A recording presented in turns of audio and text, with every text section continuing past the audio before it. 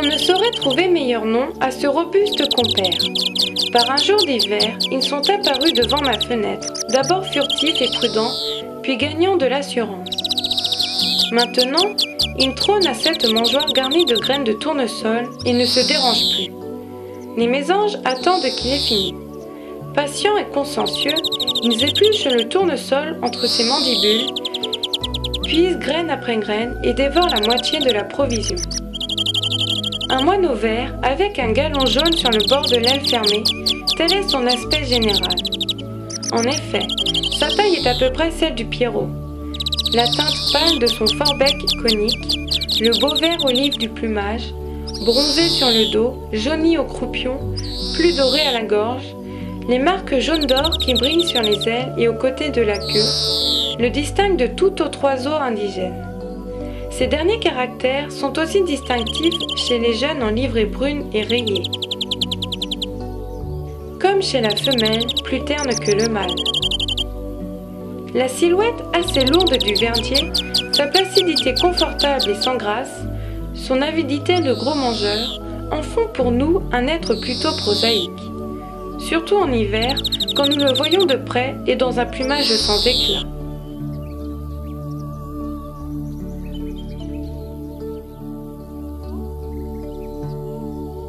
À la belle saison, quand ses couleurs se sont avivées, l'oiseau vert se confond si bien avec les feuillages que son intimité nous échappe. C'est en automne que son tempérament sociable et vagabond se manifeste avec le plus d'intensité. Ses troupes fourragent dans les champs et les haies, adoptent volontiers des routines journalières tant que dure l'exploitation du secteur restreint qui les retient pour un temps, puis elles transfèrent leurs habitudes vers d'autres nourritures. Les verdiers font bon ménage avec les friquets, bruants et pinsons qui hantent les mêmes terrains. Mais ils ne se mêlent pas intimement à leurs essaims, à moins que leur propre nombre soit insuffisant au maintien de leur indépendance sociale.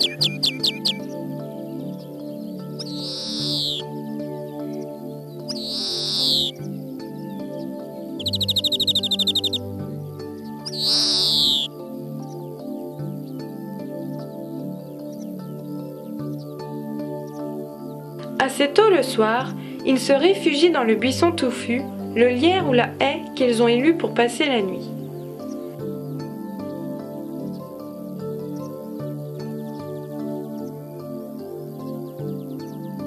Les graines menues sont leurs principales ressources. Tantôt picorées à terre, tantôt cueillies sur leur support, le sénesson, la mercuriale, les crucifères sauvages et cultivés paraissent leurs plantes préférées. Puis les graminées, les renouées et un grand nombre d'autres végétaux qui se rencontrent dans les terrains vagues, les jachères, les jardins et les vignes, sans oublier les semences de céréales fraîches. Ils mordillent et coupent les bourgeons, les jeunes pousses et les fleurs, goûtent aux semis en germination, prennent quelques baies à l'occasion. En hiver, un tas de marcs de pommes ou de raisins fait leur bonheur. Ils trouvent vite le chemin des mangeoires pour oiseaux. Ils seraient purement végétariens s'ils ne capturaient au premier temps de l'élevage des petits, de faibles quantités d'insectes, coléoptères, pucerons, chenilles et d'araignées.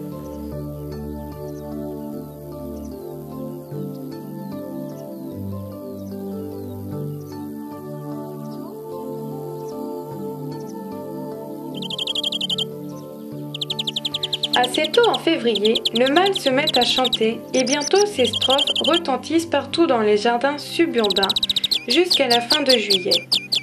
On l'entend beaucoup moins en août, parfois en octobre et à fin janvier.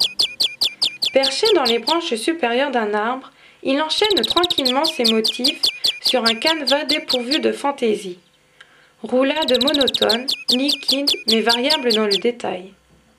Souvent aussi, le chanteur s'élance dans les airs, battant mollement des ailes, étalant la queue et zigzagant comme une chauve-souris. Son vol nuptial et l'ardeur de sa voix le sortent alors de sa condition effacée. Le verdier devient le troubadour sans prétention des boulevards et des avenues, le barde populaire des platanes poussiéreux, sur la place du marché ou devant la gare. Bien qu'ils se nourrissent beaucoup à terre et vagabondent à découvert pendant une grande partie de l'année, le verdier s'éloigne le moins possible des arbres et des buissons propices à sa sécurité. À l'époque de la reproduction, il est encore plus nettement arboricole. Il lui semble essentiel de se réfugier alors dans des îlots d'une épaisse verdure, espacés et relativement proches du sol. Sans doute, il n'a pas conscience de la valeur protectrice de son plumage, mais il recherche d'instinct les feuillages serrés, denses, dont l'écran abrite à merveille sa vie de famille. Aussi, le verdier montre-t-il une prédilection pour les arbres et buissons taillés des avenues, des parcs, des jardins, des cimetières, des plantations, des vergers, ce qui le rapproche beaucoup de l'homme. Ce voisinage étant souvent profitable à l'alimentation, notre oiseau est devenu un élément caractéristique de la vie faune dans les zones habitées, que ce soit dans les villes ou les villages, le long des routes ou autour des maisons. Les pépinières sont aussi volontiers peuplées par l'espèce.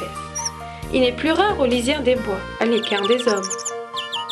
En février, les premiers mâles commencent à chanter et occupent le site de nidification pendant une partie de la journée, tandis qu'ils continuent à faire partie du groupe hivernal pour le reste. Mais c'est en avril seulement que ce dernier se désagrège tout à fait quand les couples s'isolent. Ils se sont formés sans bruit. Le mâle a fait sa cour en sautillant, soulevant une aile ou les deux, la tête levée, le bec ouvert, la queue dressée en éventail. La femelle a répondu à ses avances et l'a suivi dans son territoire. Elle se met bientôt à l'œuvre, édifiant un nid avec des tiges de plantes sèches, de la mousse, des racines, quelques ramilles. La coupe interne est garnie de fines radicelles, de brins de laine et de crin, assez souvent de plumes.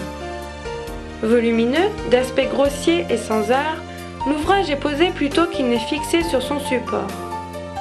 En début de saison, l'oiseau le place volontiers dans un lierre, un genévrier, un thuya ou quelque autre couvert à feuillage persistant.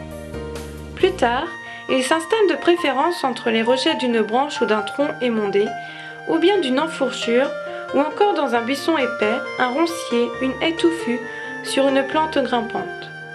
La hauteur au-dessus du sol varie entre 1 et 6 mètres, mais aussi le plus souvent entre 2 et 4 mètres. Les 4 ou 5 œufs sont couvés pendant 12 à 15 jours, à partir du dernier pondu, par la femelle seule, que le mâle ravitaille au nid. Les petits demeurent 13 à 16 jours dans leur berceau, d'abord couverts par la mère et nourris surtout par le père. Puis les deux parents leur apportent la béquée. Leur sortie étant souvent hâtive, ils se cachent dans la verdure avant de pouvoir bien voler.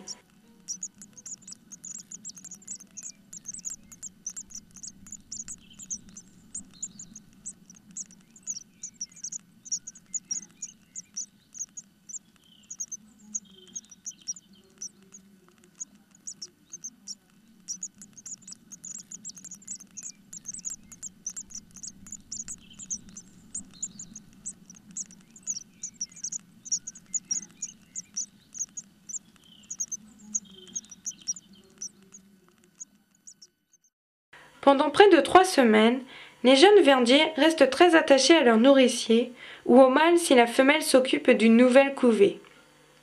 Le lien familial persiste même plus longtemps en été, jusqu'à ce que se forment les bandes errantes dans le courant du mois d'août. C'est un migrateur partiel, généralement sédentaire chez nous.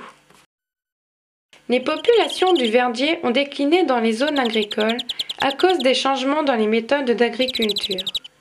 Cependant, cette espèce s'est adaptée et fréquente les mangeoires dans les jardins en hiver, mais un nombre croissant d'échecs de nidification a été observé ces 20 dernières années. Le déclin de cette espèce est avéré et s'observe à la fois pour les données points d'écoute et capture. Le déclin récent est en tout point similaire au déclin à long terme, du même ordre de grandeur. Ce déclin contraste avec ce qui est observé en Angleterre, où l'espèce est en augmentation lente depuis le début des années 90. Le verdier est stable en Europe. Toute une bande de verdiers est à l'auberge. Des graines à volonté, c'est super. Tout à coup, un gros oiseau se fait entendre.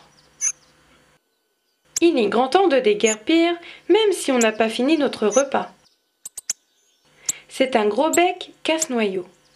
En hiver, c'est aussi un habitué des mangeoires. Son bec énorme, sa grosse tête disproportionnée, sa queue courte et ses petites pattes en font un oiseau caricatural. Mais attention aux doigts lorsqu'on recueille un gros bec blessé. Son bec peut développer une force de 45 kg. La puissance de ses mandibules est telle qu'elle lui permet de briser les noyaux de cerise, l'une de ses nourritures favorites pendant la mauvaise saison.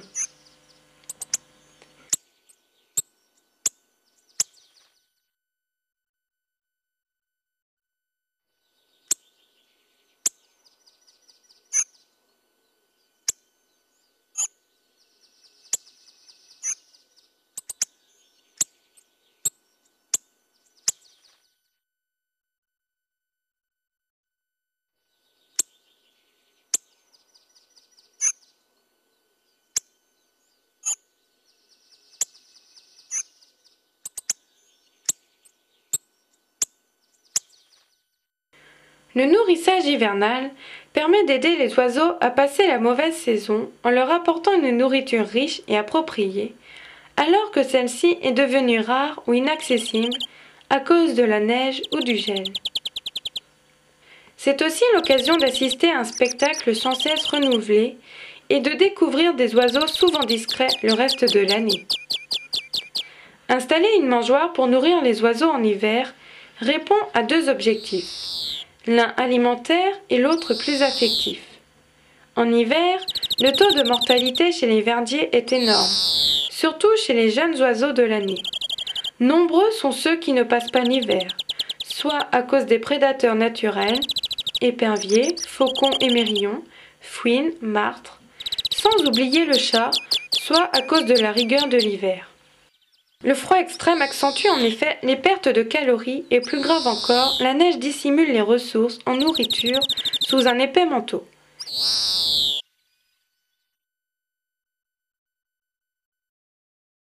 Si vous pouvez agir contre la prédation artificielle exercée par votre chat dans votre jardin en limitant ses sorties en hiver, surtout au petit matin lorsque les oiseaux sont encore engourdis par la nuit glaciale et obnubilés uniquement par la recherche de nourriture, vous pouvez encore plus facilement les aider en leur apportant un complément de nourriture. L'autre raison de nourrir les oiseaux en hiver est évidemment plus subjective et répond au souhait de se faire plaisir en observant, tout en restant bien au chaud, ces petites boules de plumes colorées s'agglutiner autour de la mangeoire. Le côté pédagogique n'est pas à négliger auprès des enfants et bien des vocations ornithologiques sont nées devant le spectacle d'une mangeoire fréquentée par les passereaux en hiver.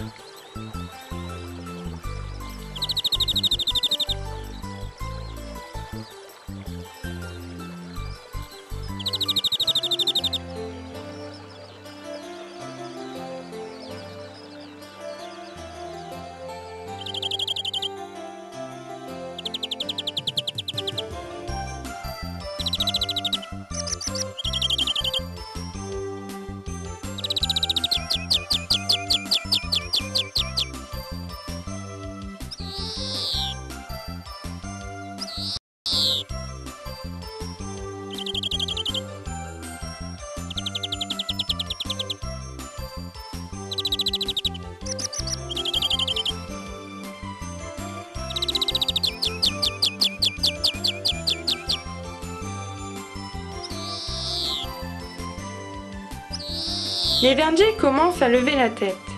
Il faut s'en aller et puis de toute façon, les graines qui restent sont grosses pour nous. C'est un magnifique écureuil roux qui prend la relève. Lui aussi a faim. Lorsque l'on commence le nourrissage, il ne faut surtout pas l'interrompre et laisser les oiseaux démunis pendant plusieurs jours.